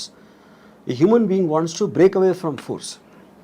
ఆ ఫోర్స్ మీరు ఎమోషన్ నుంచి వచ్చిందా, ఫిజికల్గా వచ్చిందా, లేకపోతే సొసైటీ పరంగా వాళ్ళ అంటే చుట్టూ ఉన్న వాళ్ళు ఏమనుకుంటారు, లేకపోతే పేరెంట్స్ ఏమనుకుంటారు, ఇలాంటి రకరకాల ఆస్పెక్ట్స్లోంచి ఆ ప్రెజర్ ఉంటుంది. అది కొంతమంది సకంబ్ అయ్యి ఇంకా చచ్చినట్టు అలా బతికేస్తూ ఉంటారు. చాలామంది ఇష్టం లేకుండా బతుకుతారు, ఇష్టం లేకుండా సంసారం చేస్తారు. అందుకని మీకు పెళ్లి మీద అన్ని జోకులు ఎందుకు ఉంటాయి ఎప్పుడు? Because of that, you know. So ఇప్పుడు మీడియా ఒకటి యాడ్ చేసింది ఈ రాజ్ తరుణ్ విషయంలో. కానీ మొన్న జరిగిన దువ్వాడ శ్రీనివాసు వైసీపీ ఎమ్మెల్సీ ఎవరు, ఇప్పుడేంటి సడన్గా రాంగ్డ్ పార్టీ అనుకుంటే భార్యకి ఏంటి భార్య అనే టైటిల్ వచ్చింది కాబట్టి ఆవిడే రైట్ అనుకుంటారు. నా భర్త వేరే వాళ్ళతో ఉన్నారు అని చెప్పి అక్కడ పిల్లలు కూడా అక్కడ ఇన్వాల్వ్ ఆ అయ్యారు. పిల్లలు కూడా ఇన్వాల్వ్ అయ్యి మీడియాకి వస్తున్నారు. And media will love it. ఎందుకంటే పక్క ఇంట్లో వాళ్ళ గొడవలు అంటే మనకు మహాప్రీతి, రసగుల్లా కన్నా బాగుంటుంది వినటానికి అది. సో అప్పుడు ఇక్కడికి వస్తే ఈ ప్రెషర్ ఎంతో కొంత పోలీస్ మీద కూడా ఉంటుంది. ఇప్పుడు దాంట్లో కేసు ఉందా లేదా కూడా తెలియదు. కేసు ఉందా లేదా పెడతారా, అసలు దానికి ఏమన్నా ఒక లాజికల్ కంక్లూజన్ వస్తుందా అని లోపల 1 month మీడియాకి టైం పాస్ అయిపోతుంది. దాని తర్వాత ఒక రోజు టక్కని మర్చిపోతారు దాన్ని, ఇంకో కేసు వస్తుంది. I feel that is going to be the నామ్. ఇప్పుడు రాజతరుణ్ కేసు ఇన్ఫ్లుయెన్స్ ఎంతో కొంత ఆవిడ తీసుకుని ఉంటారని నా ఫీలింగ్. ఎందుకంటే మీడియాలోకి వస్తే, ఎందుకంటే మీరు ఎవరు చెప్తారు, మా అయితే పక్కింటికి చెప్తారు, మీ పక్క వాళ్ళకి చెప్తారు, వెనకాల మీడియాకి చెప్తే మీకు మొత్తం పబ్లిక్లోకి వెళ్ళిపోతుంది కదా. పబ్లిక్ కూడా ఎంటర్టైన్మెంట్ కోసం, వాళ్ళకి ఎవరి మీద జాలి ఉండదు, ఏమీ ఉండదు. వాళ్ళు చేసుకునే పనులు, వాళ్ళ గొడవల మధ్యలో ఇది కూడా ఒకసారి కొంచెంసేపు యూట్యూబ్లో చూస్తారు. అంతకన్నా ఏం ఉండదు అక్కడ ఎఫెక్ట్. సైకలాజికల్గా వాళ్ళకు మాత్రం ఏదో రాష్ట్రం అంతా తెలిసిపోయింది, అందరూ మన గురించి మాట్లాడుకుంటున్నారు, నాకు వీళ్ళు సపోర్ట్ చేస్తున్నారు, వాళ్ళు సపోర్ట్ చేస్తున్నారని. అదొక కామెడీ డ్రామా బేసిక్గా ఫైనల్గా. సో అక్కడ సింపతియా, జాలియా, లేకుంటే మీరు అన్నట్టుగా కామెడీ డ్రామా, ఇవన్నీ కాకుండా ఉండేటువంటి కొన్ని ఎమోషన్స్ అనేవి ఉంటాయి, ఒక రెస్పాన్సిబిలిటీ అనేది ఉంటుంది. హస్బెండ్ మనకి తెలియటానికి ఛాన్స్ లేదంటున్నా. Everybody has emotions. ఎవరికి ఉండవు ఎమోషన్స్? ఇప్పుడు ఆవిడేమో నేను కారు గుద్దేసి నేను చచ్చిపోతానని ఆవిడ అంటారు, ఇవేమో మెట్ల మీద కూర్చుని ఏడ్ చేసి కూతుర్ని పట్టుకుని ఆయనేమో వాళ్ళకి ఎంత చేశాను అంటాడు. ఇప్పుడు వీళ్ళు ముగ్గురులో ఎవరు కరెక్ట్ అని ఎలా చెప్తారు మీరు? అప్పుడేంటి, మీ సోషల్ పెళ్ళి అయింది కాబట్టి భార్య, పెళ్ళి కాలేదు కాబట్టి ఏదో వాట్ ఎవర్ దట్ ఉమెన్, మీరు ఈ లేబుల్స్ పెట్టేసి దాన్ని బట్టి జడ్జ్ చేస్తున్నారు మీరు. How is it right? ఇప్పుడు ఎమోషనల్గా ఒక పాయింట్ వాళ్ళు ఎందుకో కనెక్ట్ అయ్యారు. అప్పుడేంటి, పెళ్ళి చేసుకున్నాక ఇంకొక అమ్మాయితో ఉండకూడదు అనేది మారల్ ఇష్యూవా, లీగల్ ఇష్యూవా, సోషల్ ఇష్యూ, ఏం ఇష్యూ అది? అది పర్సనల్ ఇష్యూ యాక్చువల్గా. యూనో, పర్సనల్ ఇష్యూలో మరి సొసైటీ వెళ్ళి ఏలు పెడితే అంటే దానికి మీనింగ్ ఏముంది ఇంకప్పుడు? ఇప్పుడు ఆవిడ ఏడుస్తున్నారు, ఇంట్లో ఏం చేస్తున్నా మనకేం తెలుసు? ఇప్పుడు లావణ్య గారు ఉన్నారు, మీరు 5 చూస్తే 5 డిఫరెంట్ పర్సనాలిటీస్ ఉంటాయి. ఏ పర్సనాలిటీ నిజమైన లావణ్య ఎట్లా తెలుస్తుంది మీకు? యూనో, రాజ్ తరుణ్ ఒకటికి తెలుస్తుంది. రాజ్ తరుణ్ ఏంటో ఆ అమ్మాయి ఒకటి, వాళ్ళిద్దరికి తప్పిస్తే బయట ఉన్న ఎవ్వరికీ తెలియడానికి ఆస్కారం లేదు. మీరు ఒక ఇంట్లో ఉమ్మడి కుటుంబంలో కూడా బెడ్రూమ్లో భర్తకి భార్యకి ఏం జరుగుతుందని మిగతా ఫ్యామిలీకి తెలియడానికి కూడా ఆస్కారం లేదు. అదంత పర్సనల్ ఇష్యూ అది. సో ఇప్పుడు సరికొత్తగా అడల్టరీ సుప్రీంకోర్టు తీర్పునిచ్చింది, ఇలాంటివన్నీ కూడా యూజ్ చేసుకుని లివింగ్ ఇన్ రిలేషన్, వీటన్నిటి గురించి మాట్లాడి వాదించుకోవడం అనేది కూడా బాగా పెరిగింది కదా. వీటన్నిటిని ఎలా చూస్తారు మరి మీరు? That's what I'm saying. Legal aspect అనేది ఒక పాయింట్ ఏది కరెక్ట్. ఇప్పుడు ఒక వీకర్ సెక్షన్ని మీరు ఎక్స్ప్లాయిట్ చేస్తున్నారు, అది విమెనా లేకపోతే ఎస్సీ ఎస్టీయా whatever. Most of the time courts ఆ రూల్స్ ఫ్రేమ్ చేసి they want to support somebody to strengthen a possibly weak person. ఇప్పుడు కారు వచ్చి స్కూటర్ని గుద్దితే స్కూటర్ ఎవరిది ఎక్కువ తప్పు ఉన్నదానికి వాళ్ళు ఆస్కారం ఎక్కువ ఇస్తారు. సారీ, కారు, ఎందుకంటే బలవంతం ఇది కాబట్టి. డబ్బు ఉన్నోడు పేదవాడిని కొడితే ఆయనకు, అప్పుడు పేదవాడు డబ్బు ఉన్నోడిని కొట్టాడంటే నమ్మటానికి కొంచెం ఈజీ కాదు. ఎందుకంటే పేదలు ఎందుకు కొడతాడు అన్న ఫీలింగ్ వీళ్ళు వస్తుంది, బలం వాళ్ళ దగ్గర. కరెక్ట్. అప్పుడేంటి, ఒక అమ్మాయి వెళ్ళి కంప్లైంట్ ఇస్తే నన్ను ఇలా మాలేజ్ చేశారు అని, అది definitely they will believe that more. వల్నరబుల్గా ఉన్నారు, vulnerable weaker section, women are the weaker sex అనేది ఒక జనరల్ ఆస్పెక్ట్ ఉంది కాబట్టి దాంట్లో కొంతమంది విమెన్ మిస్యూజ్ చేయొచ్చు. సుప్రీంకోర్టు కూడా చెప్పింది, we are aware that this will be misuse by some people, but in the absence of anything better ఏర్పడింది. సో అది it will be a very complicated issue. ఎందుకంటే ఇప్పుడు లేటెస్ట్గా వచ్చిన బిఎన్ఎస్ లాస్లో మొత్తం డిజిటల్ ఎవిడెన్స్ ఇది అది అన్నీ చెప్పినప్పుడు, ఇప్పుడు ఒకడు అంటాడు ఒక అమ్మాయిని నేను పెళ్లి చేసుకోవాలి, ఆ రోజు నిజంగా ఫీల్ అయి ఉండొచ్చు. ఎమోషన్ అనేది it is never a permanent thing. మీకు అప్పుడు ఉన్న మెంటల్ స్టేట్లో ఒక ఫీలింగ్ వస్తుంది, అది వాడికి 2 days అయిపోవచ్చు అది. ఇప్పుడు మీరు అప్పుడు అలా అన్నావు కదా, అన్నందుకే నేను ఆ రోజు నేను ఫిజికల్గా ఇంటిమేట్ అయ్యాను, అది అప్పుడు మోసం చేసినందుకు వస్తుంది అని అంటే అప్పుడు దానికి ఇంక అంతా ఎక్కడ ఉంటుంది? మీరు ఒక బిజినెస్ డీల్ చేశారు, మీకు ఇన్వెస్ట్ చేస్తాను అని చెప్పాడు ఒకడు నాకు. ఆడి తర్వాత 3 రోజులు 4 రోజులు అయ్యాక హీ డింట్. ఆ రోజు చెప్పినందుకే నేను ఎలా అయ్యాను, ఇప్పుడు నేను మానసిక స్థాపం చేస్తే నేను వెళ్ళి చచ్చిపోతానంటే అది ఇంకా అసలు అవుతుందా ఇంకా ఎనీథింగ్? సో మీరు ఒక విధంగా చూస్తే మీరు అసలు రిలేషన్షిప్స్లోకి వెళ్ళటానికి భయపడే అంత ఇది వచ్చేసింది ఒక విధంగా చూస్తే, ఏది ఈ లాస్ ఇలాంటివి అని. At the same time it is also true that women will be exploited. ఎందుకు? By men. ఇప్పుడు నా ఆల్వేస్ బిలీఫ్ ఏంటంటే man is he pretends love for sex, he gives love, pretend maybe not the right word. Women gives sex for in exchange for love. అక్కడ మీకు by నేచర్లోనే ఉంది అదే ఆ differentiation. ఆ natural ఇన్స్టింక్ట్ని curb చేయడానికే మీకు legal system, moral system, social systems వస్తాయి. కానీ ఇందులో ఉన్న ఫ్లా ఏంటంటే ఏది కూడా they don't know the actual things what's happening and how can they be జడ్జ్మెంట్లు. ఇప్పుడు ఈ అమ్మాయికి బోర్ కొడుతుంది, బోర్ కొట్టినందుకు బోర్ కొట్టిందని ఎవడన్నా యాక్సెప్ట్ చేస్తాడు అసలు? అలాంటిది అతనికి ఇంకో ఎఫ్ఐఆర్ ఉంది, నన్ను కొడుతున్నాడు లేకపోతే ఏదో చేస్తున్నాడు అంటే కొంచెం అన్న మీనింగ్ ఉంది. ఈజ్ బోరింగ్ అంటే why should she live her life with the boring person? అది తన ఇష్టం కదా. మనమేమో ఒక సలహా ఇచ్చేసి దానికోసం చేయొద్దు అని మన లైఫ్ అయితే ఆ అమ్మాయి అంతా లైఫ్ అంతా బోర్ కొట్టి చచ్చిపోవాలేంటి? So I think to get into personal emotional spaces is wrong for any kind of a system. అప్పుడేంటి, ఇలా జరుగుతుందని తెలిసిన దానికి మీరు ఎడ్యుకేట్ చేయాలి. మీకు పెళ్లి చేసుకుంటానని చెప్పి తర్వాత చేయకపోతే అది మీరు కన్సిడరేషన్లోకి తీసుకున్నారా అనే ఎడ్యుకేషన్ అనేది most important. So in other words ఏమంటున్నానంటే ఒక వాట్ డు ఐ సే, ఇప్పుడు మీరు ముందు పెళ్ళి అవ్వక ముందు లేకపోతే సీరియస్ రిలేషన్షిప్ వెళ్ళక ముందు ఇఫ్ యూ టాక్, ఒకవేళ ఇది ఫెయిల్ అయితే, నేను అనుకుని చేయలేకపోతే, మన రిలేషన్షిప్ అనేది బ్రేక్ అయిపోతే ఏంటి అనేది చాలా ఇంపార్టెంట్ క్వశ్చన్ టు డిస్కస్. అది ఎవరు చేయరు, ముందే మాట్లాడుకోవాలి. ముందు చేయరు. అది ఎందుకు చేయరు? అప్పుడు వాళ్ళకున్న మైకంలో అసలు నువ్వు తప్ప నేను లేను అని డ్యూయెట్లు ఊహించుకునే మెంటల్ స్టేట్లో అలాంటి కాన్వర్సేషన్ ఎవరు చేయరు. అది మస్ట్గా ఉండాలి. ఇప్పుడు అగ్రిమెంట్ ఉంది, ఇప్పుడు మీరు నేను కలిసి ఏదో బిజినెస్ పెడుతున్నాం, మన ఇద్దరం ఎంతో క్లోజ్ అయినా అగ్రిమెంట్ ఎందుకు రాసుకుంటున్నాం? టర్మ్స్ అండ్ కండిషన్స్ మనం కొన్ని గ్రాంటెడ్గా నేను ఓరల్గా చెప్పు, లేకపోతే రాము అలా చేయలే, కవిత గారు అలా చేయర్లే అని నేను మైండ్లో అనుకున్న దానికి అన్ని పేపర్ మీద పెట్టడానికి ఉన్న difference. That is why agreement is there. అప్పుడు అగ్రిమెంట్ అనేది బిజినెస్లోనే కాకుండా it's also be a emotional complex. ఎందుకంటే ఇన్స్టిట్యూషన్ అనేది మనకి మ్యారేజ్ ఇన్స్టిట్యూషన్ ఆర్టిఫిషియల్గా వచ్చింది, that is not natural. Anything which came out of an artificial sense of a certain system you should have an agreement. అప్పుడు ఏమంటారు దాన్ని, బ్రీచ్ ఆఫ్ కాంట్రాక్ట్లో ఏ టర్మ్స్లో అయితే నేను ఇక్కడి నుంచి వెళ్ళిపోతాను, ఇవి నేను అనుకుని ఇవి జరగకపోతే లేకపోతే ఇలా జరిగితే వీటన్నిటిలోంచి మాత్రం I will be free to come out అనేది మీరు ముందు మాట్లాడారనుకోండి, అప్పుడు ఆస్పెక్ట్లో అసలు యాక్చువల్గా ఆ మ్యారేజ్ ఎగ్జిస్ట్ అవ్వడానికి ఎక్కువ ఛాన్స్ ఉంది. ఎందుకంటే మీ ఎక్స్చేంజ్ ఆఫ్ థాట్స్ ఎక్కువ ఉంది.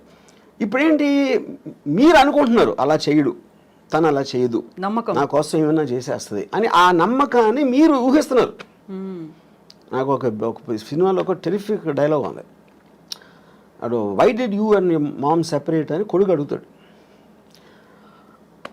అంటే అంటాడు, we just drew pictures of each other in our minds and we got to know the reality only after the marriage అంటాడు.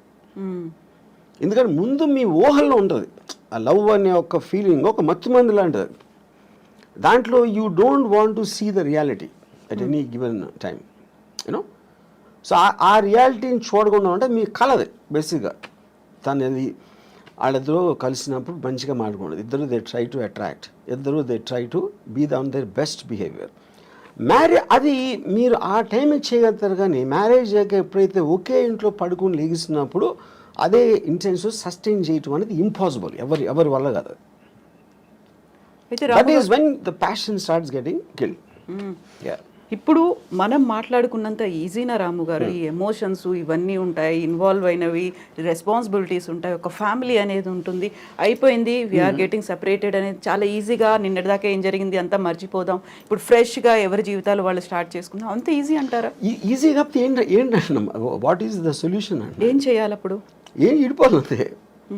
ఇంక ఫస్ట్ ఆఫ్ ఆల్ బయట వాళ్ళు సలహాలు ఇస్తారు, మన ఫ్యామిలీ ఇది అలా అలా కాదురా, ఇందాక చెప్పాను కదా, ఆ సలహాలు ఇచ్చేవాళ్ళ దగ్గర ఆడికి నోరు ఉంది కాబట్టి ఇస్తున్నాడు, వాడు అనుభవించట్లా. అనుభవించేది వీళ్ళిద్దరే, ఈ ఇద్దరిలో కూడా ఒకళ్ళే ఉండొచ్చు కూడా, ఈవెన్ దెన్. సో ఇక్కడ this whole thing is a war between an individuals freedom and living for others, compromising for others. ఇప్పుడు ఆ కాంప్రమైజ్లో మీరు తప్పైనా, ఇప్పుడు సపోజ్ నన్ను ఒక ఫిజికల్గా మీరు ఫోర్స్ చేయొచ్చు, అంటే ఒక ఉమెన్ క్యాన్ ఫోర్స్ మీ, ఒక వైఫ్, కానీ వాడికి అమ్మాయి మీద ఫీలింగ్ లేకపోతే అప్పుడు ఇంకా అసలు ఉండి కూడా లాభం ఏంటంటున్నా. The whole idea is about affection, intimacy, relationship. ఆ రిలేషన్షిప్ వాడి మైండ్లోనో ఈ అమ్మాయి మైండ్లోనో కట్ అయిపోయినప్పుడు ఇంక ఉండి కూడా లాభం ఏంటంటున్నా. So that defeats the very purpose of the institution. ఎందుకు కంటిన్యూ చేయాలి? అయితే ఇప్పుడు వీటన్నిటికంటే కూడా సరికొత్త వాదన ఏంటంటే, ఈ ఎమోషన్స్, ఫ్యామిలీ బాండ్, పర్సనాలిటీ, వాళ్ళ ఐడియాలజీ, వీటన్నిటికంటే పెళ్లి చేసుకునే టైంలో చూడాల్సినటువంటి ముహూర్తం ప్రాపర్గా చూడలేదు కాబట్టి విడిపోతున్నారు అనేటువంటి వాదన. కరెక్ట్ ముహూర్తం కనుక చూసి ఉంటే వీళ్ళు అలా కలకాలం కలిసి ఉంటారు, గొడవలు లేకుండా ఉంటాయి అనేది, అక్కడ ఏది దేన్ని ఓవర్లాప్ చేస్తుంది అసలు? కానీ నేను అదే చెప్పాను, దట్ ఈస్ సూపర్స్టిషన్ థింగ్. అది ఒక ఆల్మోస్ట్ నో సైంటిఫిక్ బ్యాకింగ్. అంటే చెప్పాను, దెయ్యాలు నమ్మటం, ముహూర్తాలు నమ్మటం, దేవుడిని, ఆయన కూడా సేమ్ కేటగిరీ. అది ఈచ్ పర్సన్స్ ఇండివిజువల్ ఆస్పెక్ట్. అది. సో మీరు ఎప్పుడైనా మీ సినిమాకి ఒక ముహూర్తం చూడాలి అంటే, ఇప్పుడు రాము కాదు, ఎర్లియర్ డేస్లో Ramu, I never believed in God, I never believed in anything that. నేను చేస్తాను, ఇప్పుడు చేస్తాను. ఇప్పుడు కర్ణాచారి అని ఒక సీనియర్ కార్పెంటర్ ఏదో సెట్ వేసాడు, ఏదో గోవిందా గోవింద సినిమా అని గుర్తున్నావు. He wanted me to come and do some కొబ్బరికాయ కొట్టడం. అది ఎవరి కోసం? ఈయన కోసం బట్టి. ఎవరు? Karnacharya. I very respect him very much, was my father's friend. ఆయన అడిగారు కాబట్టి ఆయన కోసం అలా చేస్తాను, but I don't feel it. ఎందుకంటే దేవుణ్ణి నమ్మటం అనేది చాలా ఈగోతో సంబంధించిన విషయం అన్న. ఎందుకంటే మిమ్మల్ని ఒక్కడిని ఇన్ని లక్షల కోట్ల జీవరాశుల్లో మీకేదో ఒక దండం పెడితే మీకేదో చేస్తారని నమ్మటం అనేది చాలా ఈగోయిస్టిక్ పని అని నా ఫీలింగ్. ఇదొకటి. రెండోది ఏంటంటే, ఇప్పుడు ముహూర్తమా మూఢనమ్మకం. ముహూర్తం అనేది మీరు నలుగురు జ్యోతిష్ని అడిగితే 4 చెప్తారు.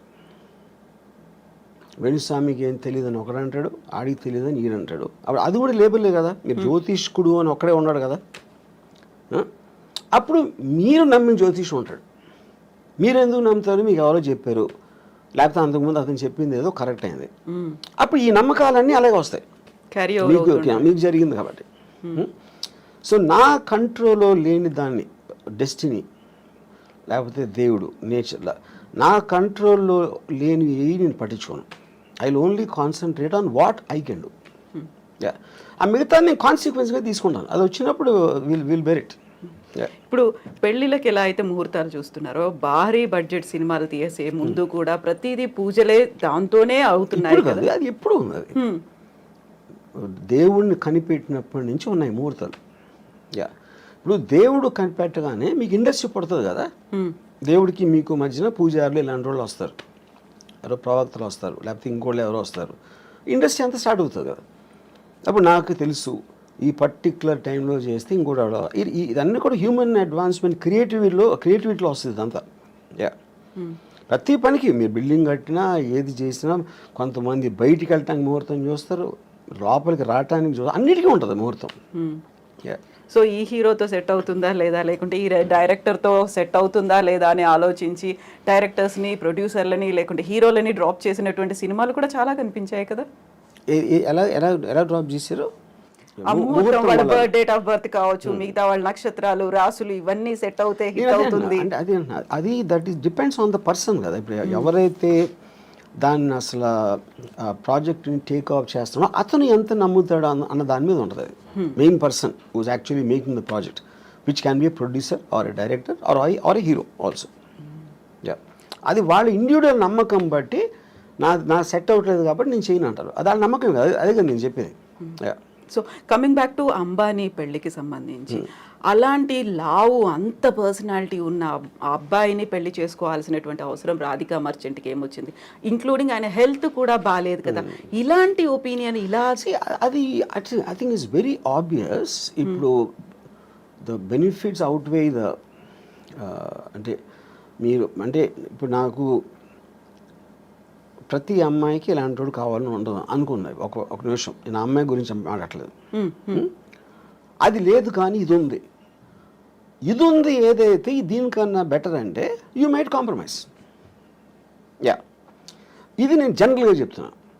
ఎగ్జాక్ట్లీ ఆ అమ్మాయి పర్టికులర్గా దేనికి అట్టాగిన ఆ అమ్మాయి నాకు తెలీదు. నేను అమ్మాయిల మైండ్ స్టేట్లో నేను లేను కాబట్టి I can't make a comment on her. But if you want me to speculate on that, మీకు కావాల్సింది లేదు కానీ అతని దగ్గర వేరే ఉన్నాయి ఏదైతే అది కాంపెన్సేట్ చేస్తుందంటే చేస్తాం. ఇప్పుడు ఒక అమ్మాయి ఒక పెళ్ళిలో ఒక అమ్మాయి బాగాలేదు అనుకోండి, కానీ విపరీతమైన ఆస్తుంది. అప్పుడు అబ్బాయి ఏమనుకోవచ్చు, అమ్మాయి అందంగా లేదు కానీ అమ్మాయితో వచ్చిన ఆస్తి అమ్మాయి కన్నా అందంగా ఉంది, నాకు ఆ చాయిస్ లేదు. వీడికి కావాల్సిందేంటి, అమ్మాయి అందంగా ఉండాలి ఆస్తి ఉండాలి అనే ఆప్షన్ దొరకనప్పుడు ఇక్కడ మీకు ఆస్తి ఎక్కువ అమ్మాయి ఎక్కువ అనేది వస్తుంది సజెషన్. వెయిటేజ్ దేనికి ఎక్కువ. తర్వాత దానికోసం అదేంటి అమ్మాయి అందాన్ని సాక్రిఫైస్ చేసి ఆస్తి అనుభవిద్దాం అనుకోవచ్చు, లేకపోతే ఇంట్లో ఉంచి నేను వేరే అమ్మాయిలతో ఉంటాను అని ఆడ ఇంకో ప్లాన్ చేసుకోవచ్చు, రకరకాలు ఏదైనా అవ్వచ్చు. But the point is all of us we will choose the options available to us.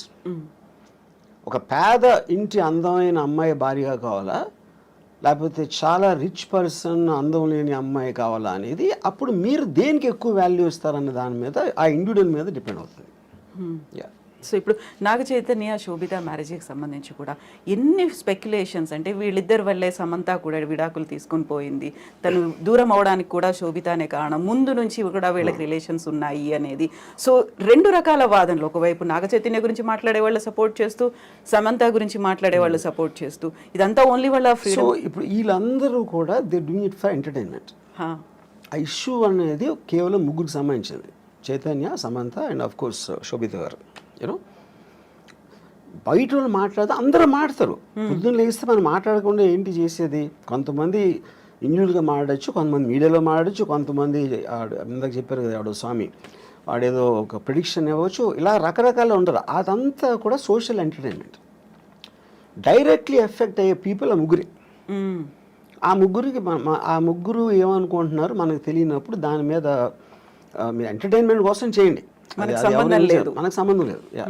So ఇప్పుడు నాగార్జున గారు మీకు చాలా క్లోజ్, పెళ్ళికి పిలిచారనుకోండి వెళ్తారా? నాగార్జున కూడా పిలవడు ఎప్పుడు రారు అని అర్థం ముందు నుంచి. నాకు పెళ్ళిళ్ళకి వెళ్ళటం one of the biggest issues ఏంటంటే అందరు నవ్వుతా మాట ఏం చేస్తున్నారు ఈ మధ్యన. నాకు అలాంటి కైండ్ ఆఫ్ ఫార్మల్ కాన్వర్జేషన్స్ అంటే నాకు చాలా చిరాకు పడుతుంది.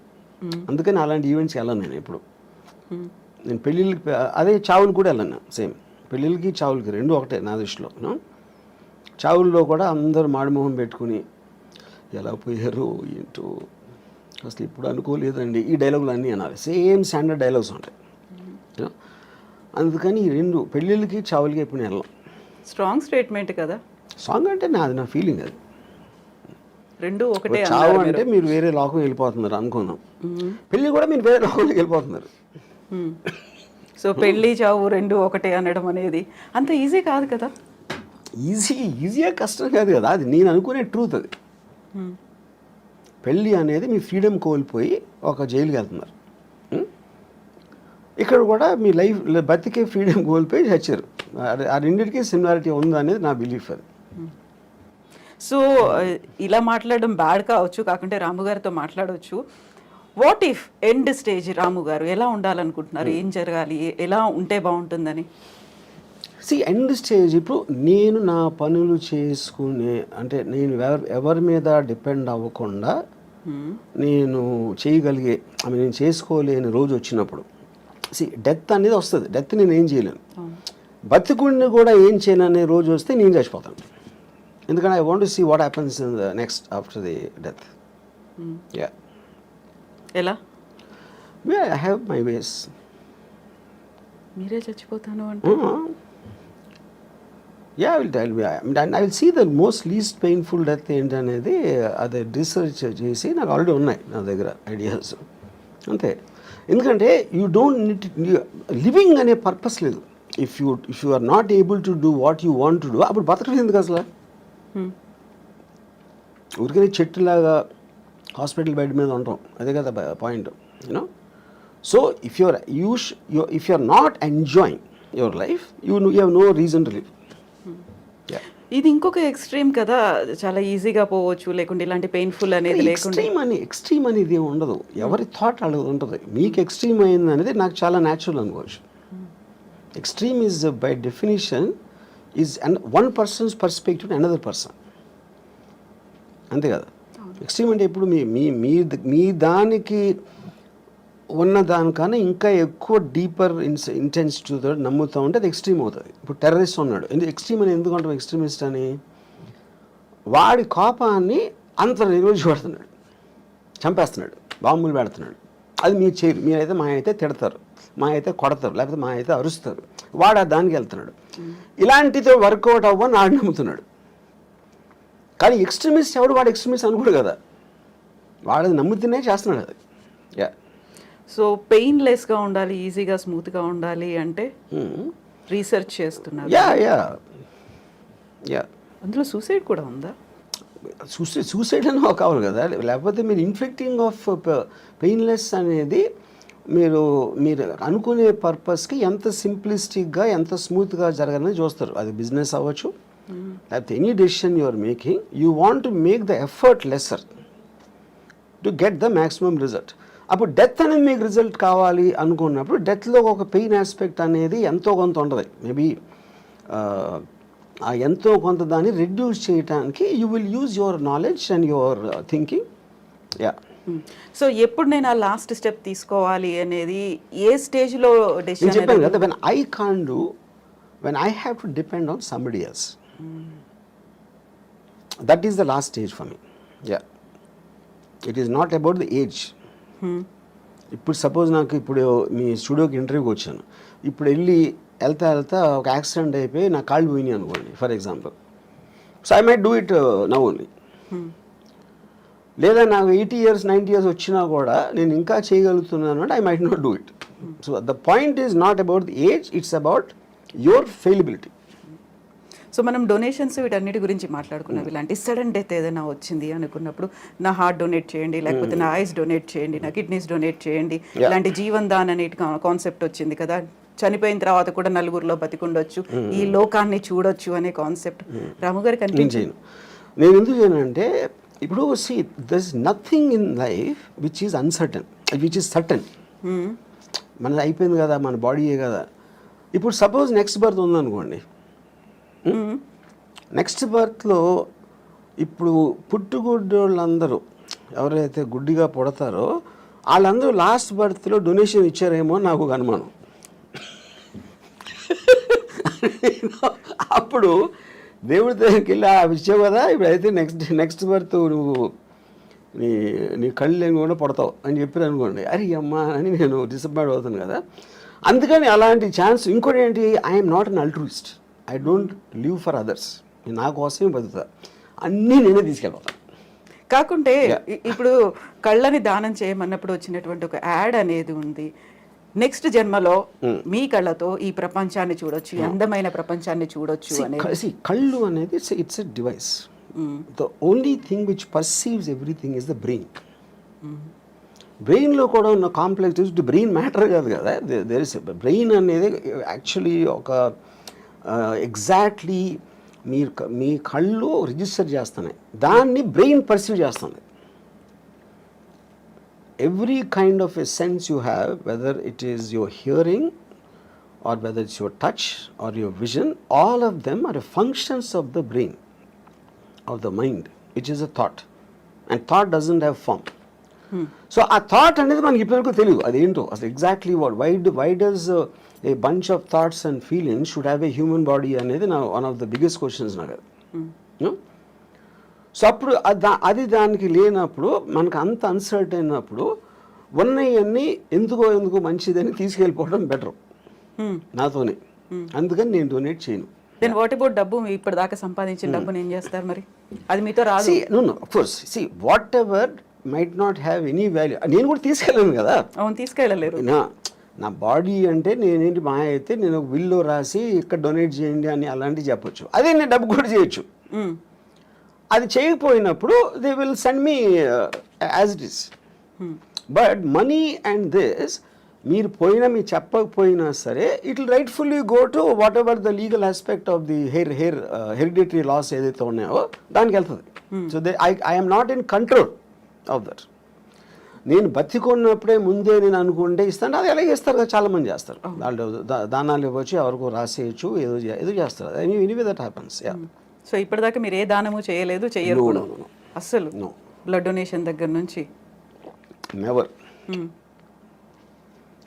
నా ఇష్టం వచ్చిన వాళ్ళకి నేను I give money.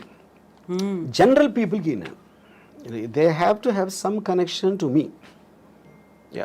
If they are in need మిమ్మల్ని అడిగారు అంటే, if they are in need మిమ్మల్ని అడిగారు ఆ టైం అంటే నాకు వాళ్ళ మీద ఫీలింగ్ బట్టి అడిగారు కాబట్టి ఇవ్వడం అనేది ఉండదు. అంటే ఇప్పుడు సపోజ్ ఒక అంటే ఇప్పుడు డొనేషన్ ఎప్పుడు మీరు ఒక వికలాంగులు లేకపోతే పేదలు లేకపోతే మన ఏమంటారు దాన్ని ఎయిడ్స్ అంటే ఎయిడ్స్ వచ్చినప్పుడు చెప్తున్నాను. అంటే I'm just what ever comes to my memory అలాంటి ఆస్పెక్ట్స్లో. ఎందుకంటే ఒక జాయిలు ఉండాలి, ఒక ప్రజలకు సేవ చేసే. ఇప్పుడు నేను సేవ చేసేది కేవలం అందమైన అమ్మాయిలకి. ఇప్పుడు నేను ఒక పర్టికులర్ టైంలో నేను ఒక అమ్మాయి నేను మాట్లాడుతూ ఉంటే అమ్మాయి ఢిల్లీ నుంచి వచ్చింది. తను ఆప్ పార్టీ మన కేజ్రీవాల్ అరెస్ట్ గురించి మాట్లాడతాను. నేను వేసుకున్న డ్రెస్సు చాలా అందంగా ఉన్నావు.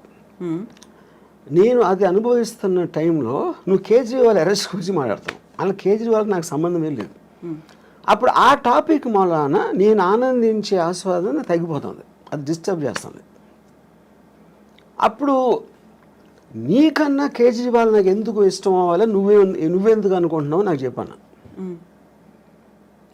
ఇప్పుడు ఇక్కడ పాయింట్ ఏంటి, షీఈస్ కన్సర్న్ అబౌట్ కేజ్రీవాల్ లేకపోతే ఢిల్లీ పబ్లిక్ ఏమవుతారు, బీజేపీ వాళ్ళు ఏదో మోసం చేస్తున్నారు, బీజేపీ వాళ్ళు కొట్టబానుతున్నారు, ఇది అది అని చెప్తే నాకు బీజేపీ సంబంధం లేదు, కేజ్రీవాల్ లేదు, ఢిల్లీ ప్రజలు కూడా లేదు, కానీ నువ్వంటే ఉంది. అప్పుడు ఎవరి మీద నాకు ఇష్టం, మీకు వికలాంగ ఇష్టం అన్నప్పుడు నాకు అందమైన అమ్మాయి ఇష్టం. I'm just trying to give an example. So అప్పుడు నేను ఒక అమ్మాయి అందాన్ని కెమెరాలో బంధించడానికి నేను లక్షలు ఖర్చు పెడతాను. అదే లక్షలు వాళ్ళకి ఇవ్వచ్చు కదా, స్కూల్ కట్టేసేది కదా అంటే నేను చేయను. ఎందుకంటే I'm getting happiness out of that.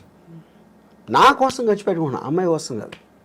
ఎవరి మూలానైతే నాకు హ్యాపీనెస్, నాకు అనేది అండర్లైన్ పాయింట్ అక్కడ. అప్పుడు పవర్ఫుల్ మెన్, బ్యూటిఫుల్ విమెన్, ఇలాంటి కొన్ని కేటగిరీస్ ఉంటాయి నాకు, వాటి మీద ఖర్చు పెడతాను. ఆ అమ్మాయి రియాక్షన్ ఏంటప్పుడు? She start laughing. ఎందుకు laughing? Because why is Kejriwal Delhi people and they are better than your beautiful body అని అడిగా. అది నాకు చెప్పాను. నేను చెప్తున్నాను క్లియర్గా, నాకు నువ్వే ఇష్టం, వాళ్ళు కాదని. నీ బాడీ కన్నా వాళ్ళు ఎందుకు నాకు ఇష్టం ఉండాలి అని నువ్వు చెప్పాను. Maybe in the way I talked and all that she suddenly started laughing. ఎందుకంటే ఆన్సర్ చెప్పలేక. సో కేజ్రీవాల్ గురించి వాటి గురించి అసలు మిమ్మల్ని అడగొద్దు, పాలిటిక్స్ గురించి, దేని గురించి, unless I'm interested. I might have been interested in suppose మన వైసీపీ దాంతో once the election is I'm film maker. ఆ ఫిల్మ్ మేకర్ నేను అనుకున్న తీసాను, అయిపోయింది, ఎలక్షన్ అయిపోయింది, రిజల్ట్ వచ్చింది. So I'm off that. అంటే ఒక పర్టికులర్ సినిమా తీస్తున్నప్పుడు ఆ సినిమాకి సంబంధించిన టాపిక్లో కాన్సన్ట్రేట్ చేస్తాను. సత్య తీసినప్పుడు I was very much in to the underworld. For example 26/11 తీసినప్పుడు టెర్రరిజం. ఇంకోటి ఏదో తీసినప్పుడు ఆ పర్టిక్యులర్ సినిమా ఉన్న మూడ్లో నా కాన్సన్ట్రేషన్ అనేది డైవర్ట్ అవుతూ ఉంటుంది ఆ మ్యాటర్ బట్టి. యా, సో ఇప్పుడంతా శారీ మీదే ఉందా? బికాజ్ కరెంట్ ప్రొడక్షన్ కనుక. యా, ఆ తర్వాత మళ్ళీ ఆ మూడ్ మారుతుంది. మారచ్చు. సో రంగీళ తీసినప్పుడు అదొక రకమైన మూడ్లో ఉన్నారు. అంటే అంటే మన మైండ్ స్టేట్ ఆ వర్క్లో ఉంది కాబట్టి దానికి రిలేటెడ్ సబ్జెక్ట్స్ మీద ఆటోమేటిక్గా మీకు అటెన్షన్ ఎక్కువ ఉంటుంది. యా, సో ఈ సినిమాలు తీసిన ప్రతి దాంట్లో కూడా అమ్మాయే కనిపిస్తుంది, అమ్మాయి డ్రెస్సింగ్ కనిపిస్తుంది, అమ్మాయిలో ఉన్నటువంటి ఆ బ్యూటీ అనేది కనిపిస్తుంది. ఇంకా ఇంతకు మించి బియాండ్ ఇంకా మీరు ఆలోచిస్తారని మేము ఎక్స్పెక్ట్ చేయొద్దు, అంతే కదా? అని ఇందాక చెప్పాను కదా నేను. అంతే. My primary thing are powerful men and sexy women, beautiful sexy women. You know, దానికి రిలేటెడ్ మ్యూజిక్ ఉండొచ్చు, దానికి రిలేటెడ్ ఇంకా ఏదో ఒక కాంటెక్స్ట్ ఆఫ్ సమ్ షూటింగ్ ఒక సీన్ అలాగే, but all of them are again coming back to the same thing.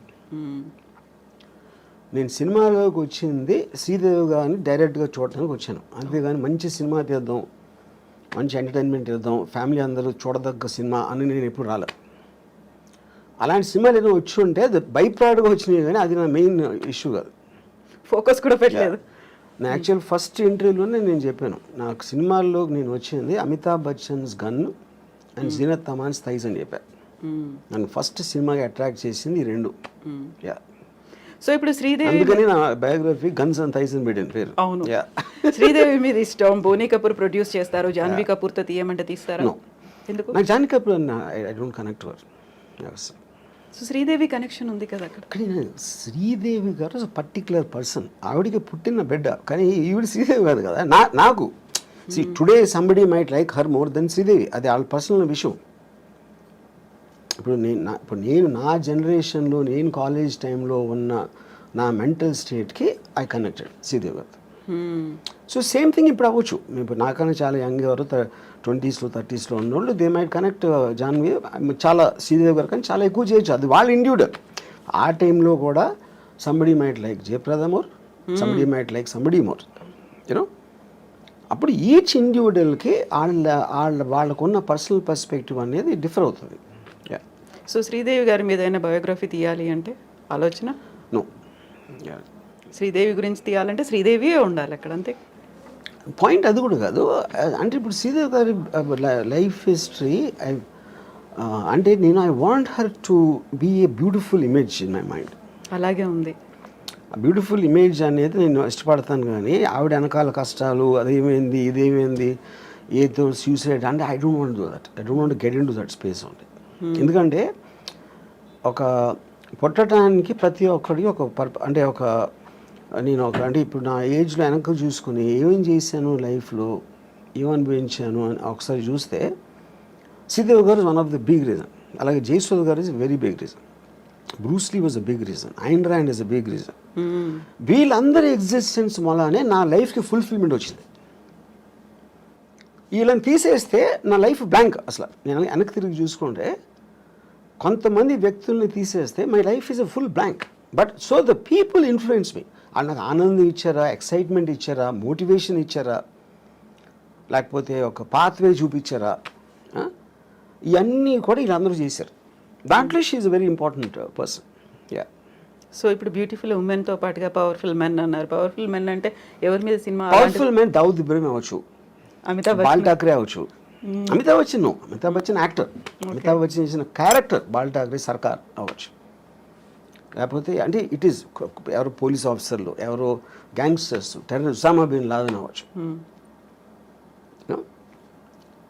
All of them interest me. Yeah. Porn stars అవ్వచ్చు. ఇవన్నీ చూసాము. కిమ్ గురించి కావచ్చు, జిన్పింగ్ గురించి కావచ్చు, పుతిన్ గురించి కావచ్చు, ఇలాంటి మూవీస్ కూడా వస్తాయా? పవర్ఫుల్గా ఉన్నారు. డిపెండింగ్ ఆన్ అంటే ఆ పర్టిక్యులర్ మనిషిలో ఉన్న డ్రామా బట్టి. ఇప్పుడు జీపింగ్ సూరి నాకు పెద్ద తెలియదు. ఆయన అంటే చైనా గురించి అంత నేను ఎప్పుడు కాన్సన్ట్రేట్ చేయలేదు. Putin I know, but I feel Saddam Hussein is a great character. అంటే సినిమా స్టోరీకి సంబంధించినంత అని చెప్పేది. యూనో అలాగా డిపెండ్స్. ఇప్పుడు ఐఎమ్ ఆల్సో ప్లానింగ్ ఒక film 9/11 World Trade Center attack ring leader Mohammed Atta అని, అతని మీద ఒక పిక్చర్ ప్లాన్ చేస్తున్నాను. సో పవర్ఫుల్ మెన్ అంటే ఇలాంటి వాళ్ళే కనిపిస్తున్నారు. అంటే హూ మేడ్ ఇంపాక్ట్. అంటే వాళ్ళు ఒక వరల్డ్లో ఒక మార్పు తీసుకొచ్చారు. Whatever it may be negative or positive ఏది నెగిటివ్ పాజిటివ్ అనేది ఏమి ఉండదు ఎప్పుడు. దట్స్ వెరీ బిగ్ మిత్ అది. వాళ్ళు దే గో అగెయిన్స్ట్ ద నామ్. ఇప్పుడు హిట్లర్ సెకండ్ వరల్డ్ వార్ వచ్చిన మళ్ళానే ర్యాపిడ్ అడ్వాన్స్మెంట్ అయింది మొత్తం మన దగ్గరికి కూడా వెళ్ళిపోయాము. థ్యాంక్ యూ సో మచ్ అండి.